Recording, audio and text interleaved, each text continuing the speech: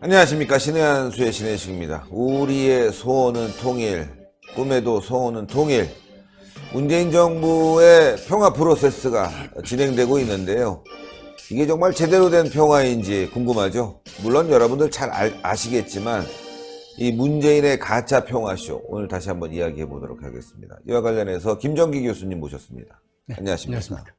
가짜 평화쇼.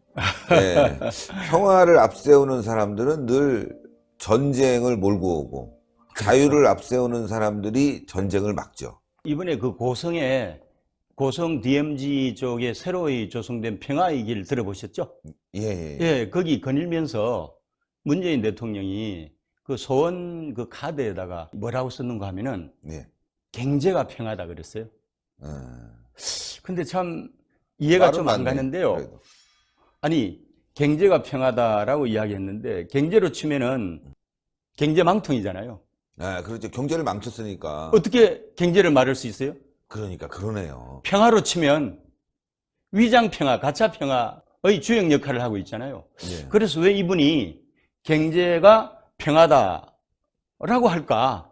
자격조차 없는 분이 생각을 해봤습니다. 그러면은 문재인 대통령이 이야기하는 경제가 평화다 뭘까? 고민을 해봤습니다. 자격은 없지만 생각을 해보니까 결국은 남북 경제 협력을 통해서 개성공단이라든지 아니면은 금강산 관광을 1차로 하고 또 확대가 된다면 북한의 전국 강력지자체, 나중에 나아가서는 기초지자체까지 중국식 경제기술 개발구를 수십 개 만들어서 북한 경제를 살찌우겠다는 거잖아요. 네. 그렇죠.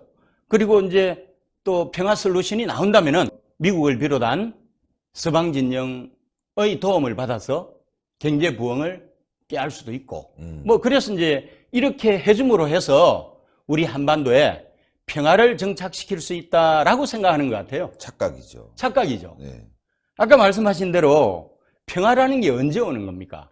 전쟁 다음에 오는 거잖아요. 그렇죠. 전쟁과 평화라는 유명한 책도 있잖아요. 네.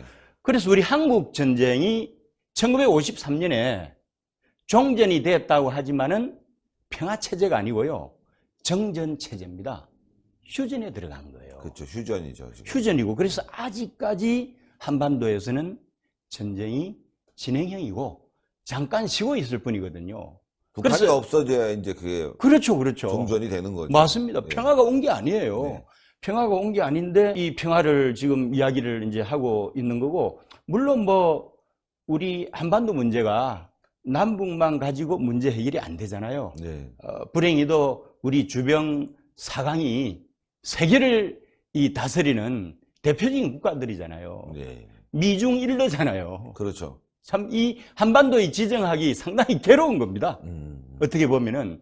그래서 우리 한반도의 문제를 우리 스스로 해결하지 못하는 그런 구조도 이런 한반도의 특이한 지정학 때문에 우리가 운명적으로 받아들일 수밖에 없는 이 지정학 때문에 통일이 되고 그래서 이 전쟁이 해소되고 평화가 정착이 안 되는 그런 계기가 되기도 하는데요. 문재인이 생각하는 평화도 고민을 해봤습니다. 문재인이 생각하는 평화가 뭔가 하면은 남과 북이 형제처럼 우리끼리 북한이 잘 쓰죠. 그러니까요. 우리끼리. 그게 가능한 프로세스가 아니죠. 그건. 평화 프로세스가 아니죠. 우리끼리 남과 북이 우리끼리 공존하자는 거거든요. 네. 연방제죠. 그렇죠. 연방제죠. 1국가 2체제잖아요. 네. 이 가능할 것 같습니까? 불가능하죠. 불가능하죠. 네. 문재인 대통령이 너무 순진한 거예요. 아니, 어떻게 닮은 점보다는 닮지 않은 점이 더 많은, 차이점이 더 많은 남북에서 공존이 가능할까? 제가 세 가지를 한번 설명해 볼게요. 첫 번째는 이 군사적인 측면인데요. 지금 이미 남북 군사력이 불균형이잖아요. 네. 북한이 돈이 없잖아요. 그렇죠. 한국은 돈이 많잖아요. 예산도 보면은 북한이 이 경제 지도로 보면요. 총 GDP로 보면 우리의 한 50분 1 정도 됩니다. 우리가 1조 5천억 달러 정도 하잖아요. 예, 예. 북한이 한 3천억 달러 정도 될 거예요. 그럼 50분의 1입니다. 그런데 이제 국가 예산으로 놓고 보면은 470조, 예, 네. 470조인데 국방부 예산이 46조잖아요. 예, 예. 46조면은 대강 해서 거의 400억 달러, 350억 달러에서 400억 달러 정도 되잖아요. 네, 예. 그러니까 북한의 국가 총 GDP에 맞먹는 예산을 우리는 국방비로 투입을 합니다. 그렇죠. 그런데 북한은 그 가운데서 24% 정도 국방비 지출을 하거든요. 예. 그래봤자 한산해봤자 우리로 치면은 국방비 예산 규모가 7분의 1도 안 돼요. 예, 예. 예산 규모로 봤을 때. 그러면 이건 엄청난 차이잖아요. 그렇죠. 우리 총 GDP로 봐서 우리 한국하고 중국이 지금 7대1 정도 되거든요. 네. 7대1 내지는 8대1 정도 될 겁니다. 그 정도 갭이에요. 7대1이라는 게. 그러면은 국방비 지출 규모로 봐서도 엄청난데 왜 우리가 북한한테 꼼짝을 못할까요? 핵 때문에 그렇죠. 북한이 돈이 없으니까. 예. 돈이 없으니까 대칭 전력이라는 게 이 전통적인 전력이거든요.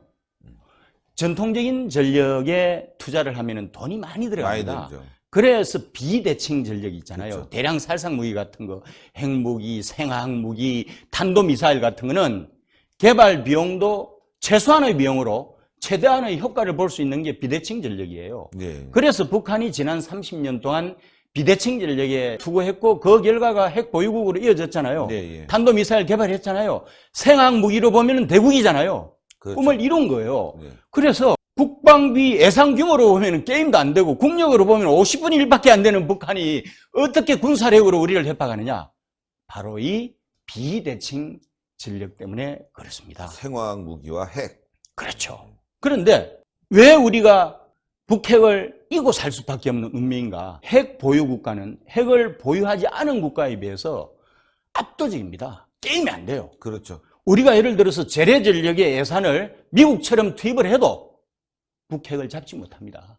그 정도로 핵 보유 국가는 비대칭 전력 국가로서 대칭 전력 국가인 우리나라 같은 나라하고 이 전쟁을 했을 때 게임이 안 되는 거예요. 그래서 압도적인 우위입니다. 그렇죠. 활과 총의 싸움이죠. 그렇죠. 예. 총을 가지고 있는 북한이 활 가지고 있는 한국이 눈에 들어오겠어요? 아니죠. 그리고 배고픈데 밥 달라고 하지 않겠습니까? 그렇죠.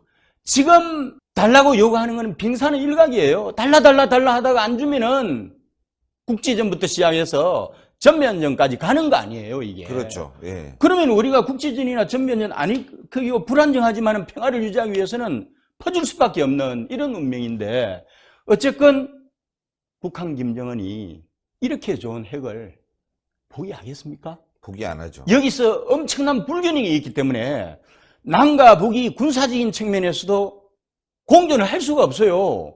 불균형이잖아요. 총과 활인데 어떻게 공존할 수 있어요? 그래서 군사적인 측면에서도 이거는 공존할 수가 없는 거고, 두 번째 정치적인 측면인데요. 이데올로기입니다. 북한은 공산주의잖아요. 근데 공산주의 중에서도 악질적인 정신과 육체를 지배하는 전체주의 왕권 체제잖아요. 이름하여 1인 수령 체제란 말이에요. 예. 우리는 민주주의잖아요. 이 차이가 하늘 땅입니다. 그러니까요. 북한 전체 왕권 체제 하에서는 1인 수령인 김정은만 있고요. 그를 둘러싸고 있는 북한 핵심 권력들은 육두품에 불과하고 일반 인민들은 개돼지예요. 개돼지죠. 사람도 아니죠. 예. 자유 대한민국에서 자유 시민으로서 대한민국 국민이 주인이잖아요. 가장 큰 차이가 뭔지 아세요?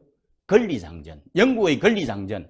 미국의 미연방헌법 제1차 수정조항부터 10차 수정조항까지 기본권을 보장하는 조항. 이걸 권리장전이라고 하거든요. 예. 민주시민이 누리는 최대의 특권이 바로 권리장전입니다. 이 권리장전이 국민의 기본권이 좋은 말로 하면은 휴먼 라이츠라고 해서 인권입니다. 인권.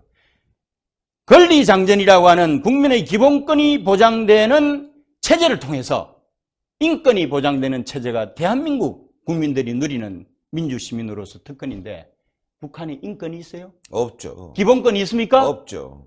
반정부 활동하면은 다 작살나고 죽죠. 다 작살나죠. 예. 포로 수용소에 가죠. 그냥 죽여도 장성택 같은 경우 박격포로 쏴 죽였습니다. 박격포죠. 박근영은 옛날에 어떻게 죽였는지 아세요? 그건 모르겠습니다. 미친 개들 동원해가지고 물어뜯게 했나 보죠. 뭘 어떻게 해서 죽였어요. 아, 얼마나 정말. 고통스럽겠어요. 그 정도로 잔인한 사람들이에요. 그래서 우리나라 국민들이 안타까운 게 어떻게 북한 정권의 이 엄청난 본질 내지는 실체를 이해를 해야지 거기서 살고 싶겠어요? 제 생각에는 평양 정권을 추종하는 종북 세력들 있잖아요. 북한에서 1년도 아니고 1개월만 살아봐. 자유 대한민국이 얼마나 그리워질 것인지 이 차이가 있습니다. 그러니까요. 그래서 정치적으로도 이데올로기가 달라서 공존이 안 되는 거고요. 그 다음 마지막으로 경제적인 측면인데, 아니 아까 말씀드렸잖아요. 남북 경협이라고 하는데 냉정한 의미에서 퍼주기 아니에요? 맞습니다. 아니 50대 1이에요. 경제 규모가. 퍼주기도 이제 아니고 제가 조공을 바치는 것 같아요. 조공이죠. 네, 조공을 바치는 것 같아요. 핵 보유 국가로서 네. 조공을 받는 거죠, 당당하게. 네. 그러니까 북한은 지금 과학 기술 수준이 우리나라에 비해서 30년 떨어져 있어요. 그리고 고도로 산업화된 국가로 도약하는 데 있어서 1단계가 인프라잖아요. 네. SOC 기반 구축이거든요. 이게 얼마나 열악합니까? 그 다음에 인적 자원도 세계적인 수준이죠. 그렇죠. 북한에는 북한을 산업화로 이끌 수 있는 그런 고급 인력들이 사실 없습니다. 그래서 하나도 준비가 안 돼 있는 거지 정권인 북한을 상대로 해서 세계의 대표적인 선진국가인 한국이 남북 경협을 통해서 한다는 것은 결국은 퍼주기. 조공 바치기. 그렇죠. 그래서 너무 격차가 심해서 너무 불개는, 그러니까 결국은 군사적으로, 정치적으로, 경제적으로 이 엄청난 불균형을 안고 뭘 공존을 하겠다는 거예요. 그 정도로 문재인이 순진하다고 보는 겁니다. 답답한 거죠. 어쩌다가 우리가 이 시대에 저렇게 좋게 말하면 순진한 거고 나쁘게 말하면 뭘 모르는 바보 같은 반역입니다. 반역. 평양에서 뭐라고 그랬어요? 평양에서 오지랖 넓다. 오지랖 넓다고 그랬잖아요. 미국에서는 뭐라고 할 거예요, 속으로? 바보들. 미스터 스투피드라고 그럴 거예요. 네. 스티핏. 바보. 바보들. 그 다음에 일본에서는 뭐라고 할까요? 또라이. 미스터 크레이지. 미친놈들. 아. 지금 농담. 문재인이 운전자 역할을 하면서 세 군데 다 소방 맞았잖아요. 그러니까요. 의지가 표창감입니다. 그래도 굴복하지 않고 계속 가려고 하는 그 의지가 표창감의 무공훈장감입니다. 그런데 국제사회에 맹아가 돼가지고 조롱의 대상이 돼버렸잖아요. 대한민국 국격이 추락하고 있습니다. 네. 앞으로 3년을 우리가 어떻게 견뎌야 할지 정말 이 불행한 대한민국 시민으로서 계속 살아야 하는 건지 갑갑할 뿐입니다. 예. 아유, 좋은 말씀 너무너무 감사드립니다. 감사합니다. 예, 시청자 여러분들. 이 비대칭 전략을 이길 수 있는 방법이 있습니다. 바로 한미 동맹입니다. 예. 미국의 전략 자산들을 다 투입하고 핵무기까지 다 들어온다면요. 그걸 균형을 맞출 수 있는데 이 문재인 정권 미국을 나가라고 하고 있습니다. 전시작전권 단독이행한다고 하면서 미국을 내보내고요. 한미연합소 해체시키려고 하고 있습니다. 반역 정권입니다. 몰아내야죠. 3년 동안 어떤 일을 더 벌일지 모르겠습니다. 이 독재 정권이 막아내야 되겠습니다. 이번 주 토요일도 광화문에서 모이니까 여러분들 모두 나와주셔야 될 것 같고요. 이제는 투쟁뿐이 없을 것 같습니다. 동그랗게 올라가는 구독 버튼 투쟁의 일환입니다. 구독 안 하신 분들 꼭 구독해 주시고 추천 버튼 댓글로 여러분들의 많은 성원 부탁드리겠습니다. 대단히 감사합니다. 감사합니다.